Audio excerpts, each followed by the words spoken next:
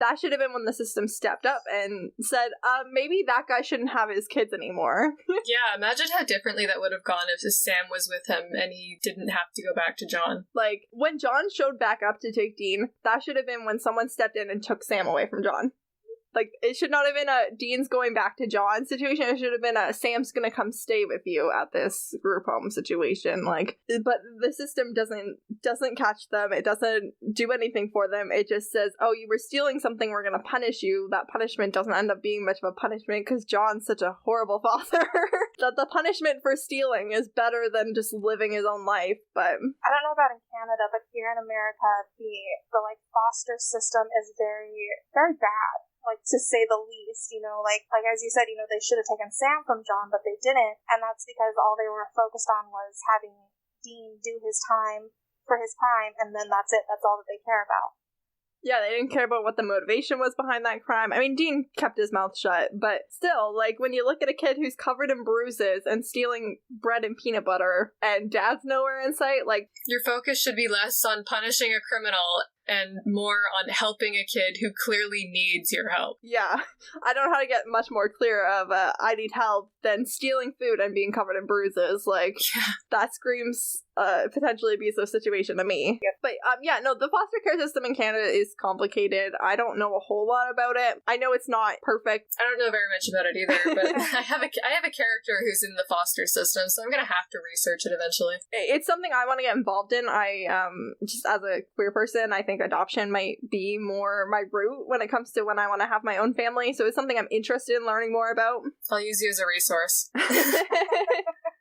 But yeah, I can't imagine, like, I don't know, I think that even if Sam and Dean were in a foster home, if they were together, I think they would be fine, pretty much no matter what happened to them. But I think also just, like, being in one spot would benefit them, even if the household itself wasn't, like, a great fit for them. Obviously, there are foster homes where the people taking kids are abusive, and that's not okay. That's a situation where the foster home's not any better than the home that they came from, but... Yeah, for kids like... Assuming that they had a reasonably okay foster family, there's no situation in which they're better off with John. For kids like Sam and Dean, they probably would have been placed in like a crappy foster home and then ended up like running away and like probably being on like some kind of wanted list, and it would have turned out really bad. Yeah, I can imagine 16-year-old Dean being like, I'm just gonna take my kid brother and go. Like, we've done it before, we'll do it again. Our dad's never around anyways. But yeah, I don't know. There's something about that whole situation that just made me think, like, okay, so like, you're raised thinking the police aren't gonna help you. Then the one time that the police have the opportunity to help you, they don't really care. They just want to punish you for the thing that you did wrong. Which doesn't help your view of the police. Which, actually, you know what? Dean's personality makes a lot more sense now. And it doesn't feel that wrong either when you've got a little brother who doesn't have any food. Like, even if someone like catches you stealing, you're like, oh yeah, stealing's wrong, because you don't want to go to like jail. You want to go to this like nice-ish group home where someone gives a crap about you. Like, at the end of the day, as long as Sam ate something that night, that's a win in Dean Winchester's book. And I think that goes back to the poverty. I don't know, this might be race policing and poverty, honestly. Because I think that the like poverty and the houselessness that they experience has as much of an impact on their views of policing as, obviously they have white privilege, so they don't experience it from a racial standpoint. They have a lot of white privilege. They do.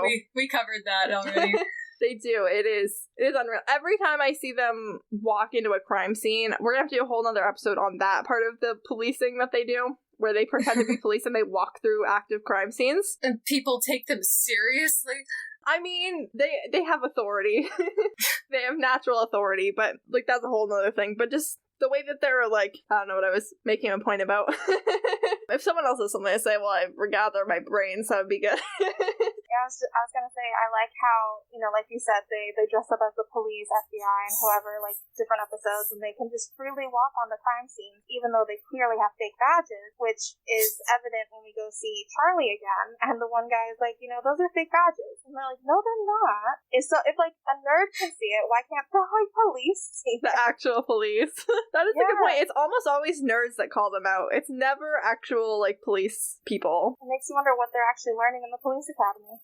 the initial training from you're now going to be a police officer to here's a badge and a gun, like, go and do your thing, is, I think, only a couple of months, and, you can only teach so much in that time, and we don't seem to have a good way to train people out of their biases. We keep trying. We have there's lots of different proposed courses and education and ways to do it, but again and again, we're just not seeing that it transfers over in real life. I'm not sure why that is exactly, but yeah, I don't know. There's just, there's an issue with how they're trained, obviously, and I think some of it does come back to how this show, if we go back to the show itself, how the show is written with characters of color and with police officers in general. We do see characters of color around sometimes, but considering that they're traveling all across America, we're not seeing them a lot, and we're almost never seeing Sam and Dean in a crowd where they're in the minority for being white.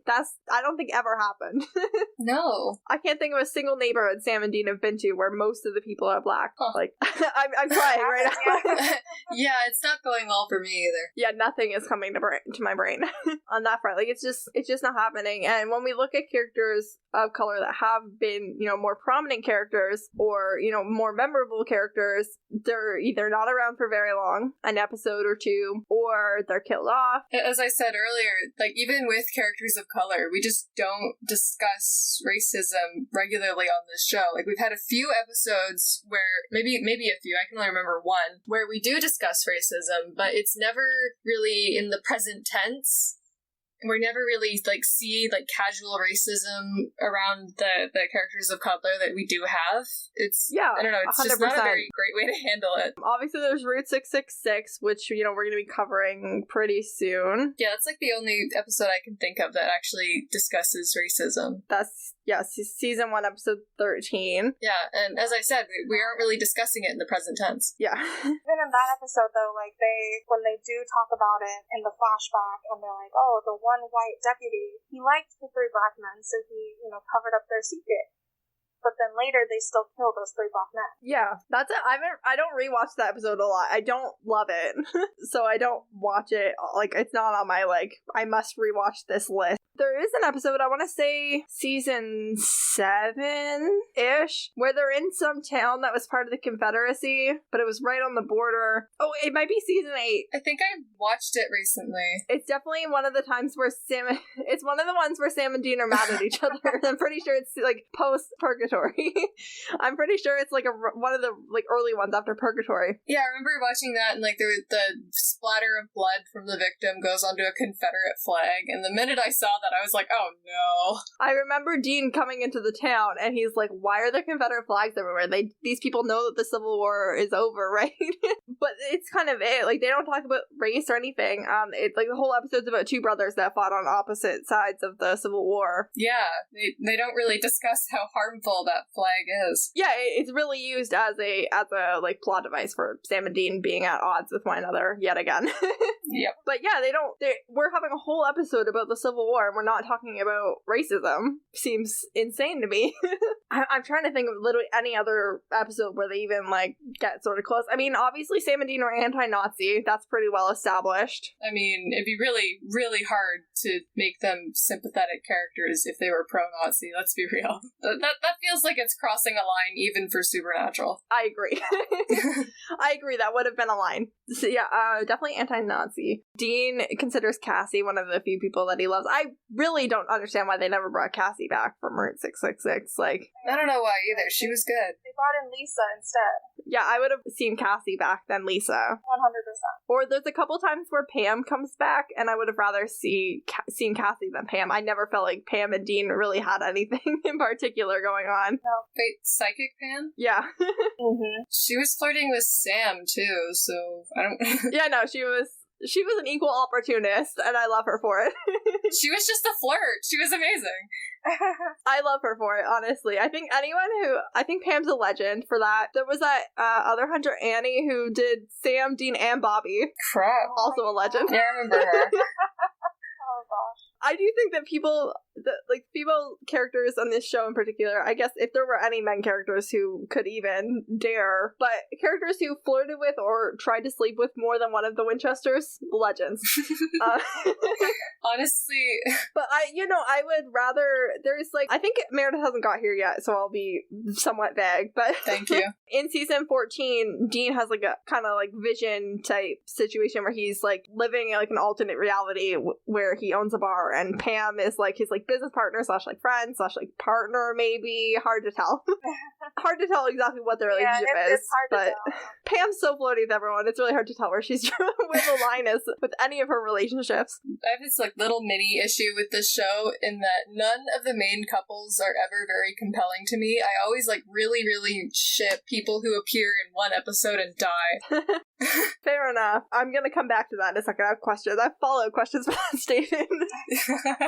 But I think I would have rather have seen, I mean, I would have been annoyed to see Lisa, but I think it would have made more sense to see Lisa. I would have really liked to have seen Cassie. Really anyone who Dean had a long-term connection with. Instead of Pam. Or just not at all. Yeah, I mean, Pam's fine. I love Pam. I'm never gonna be mad to see her, but like, I'm just like, there's so many people that Dean had more history with. We should have seen her in a different context. Yeah. Yeah. Mm-hmm. Or, we could just not have a woman present for that. I mean, there's not many times where I would advocate to not have a woman present, but, if we're in Dean's happy place, do we really need her there?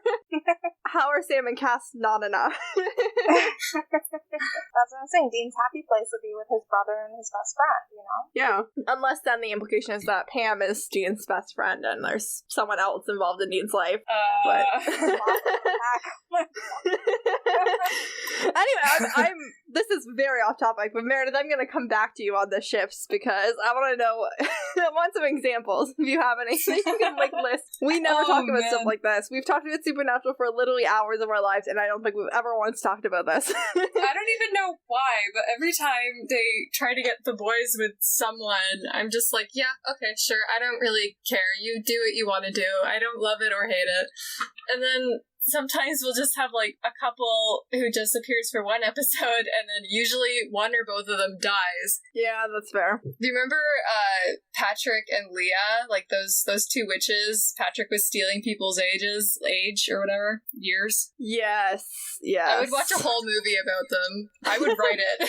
They just had like a really interesting story lurking in the background there, and I was more interested in them than Sam and Dean. Yeah, that's something this show does. There's so many interesting characters that are just like one episode characters. If I was in the habit of writing fan fiction, it would just be about side characters from Supernatural. Literally, I want to see Charlie and Dorothy in Oz. Yeah. I want to see Charlie. Dorothy's good too, but Charlie. I love the actress that plays Dorothy is in Letterkenny, which is like I don't know if you have that in the States. It's a Canadian show. Yeah, we have it. Anyway, the actress that plays Dorothy's in that, so... Nice. I haven't gotten to that episode on my rewatch yet, but I'm sure I'll love her all over again. I just watched it. It was a good time. I feel like I had something else to say, but it's gone now, so don't mind me. Cover it. Maybe. It's just, yeah, even if, presumably they did suffer some, police, interactions that didn't end with them going free at some point. It always seems to be that they end up going free because they get someone in on the Supernatural lowdown, I guess. Henriksen. How have we gone this whole time without mentioning Henriksen? Right, okay, yeah, that's not where I was going, but yes, that's where I wanted to go. That's a better place. Cool. Yeah, Victor Hendrickson was such a great character. Oh man, he deserved more. And then immediately killed off. Right when he got super duper good. He was already really good, but they really, elevate him to where they could have had an ally. I wish that they'd kept Hendrickson as a recurring character. Yeah, if we had him around longer, we could have developed him as a character in his own right instead of just an ally. Could you imagine if instead of having, Bobby pretend to be their supervisor at the FBI, they had an actual FBI person who could do all the illegal FBI, searching and stuff that they're doing for them? Yes. That would have made it so much easier. They could have a seriously good ally. Yeah. Can you imagine if Hendrickson and Bobby met? Ooh. Oh my god, they should have met. They should have, but instead they turned him into a vengeful ghost, so... Yeah. Oh my god, I just rewatched that episode and I don't like it. I was mad about that episode. That episode in general, I don't like. Because none of the people that came back were people angry. I considered... Yeah, people that I think should have been angry. I think there are other characters who had more of a right to be angry with the boys for their deaths, and those three weren't it. No. Was Pam dead at that point? No, that was I don't remember. She definitely didn't come back to haunt them though. Because she literally died cursing them, so Yeah. I felt like she had more of a right to come back. I hadn't thought about that, but you're right. No, it was Hendrickson, Meg, like the actual Meg, not the demon Meg. Yeah, Meg Masters. Yeah, Meg Masters the girl. Bobby had the two twins from the friggin' Shining. And what's his face from Night Shifter? I don't remember his name either, but I think he would be You really know fun what I on the mean.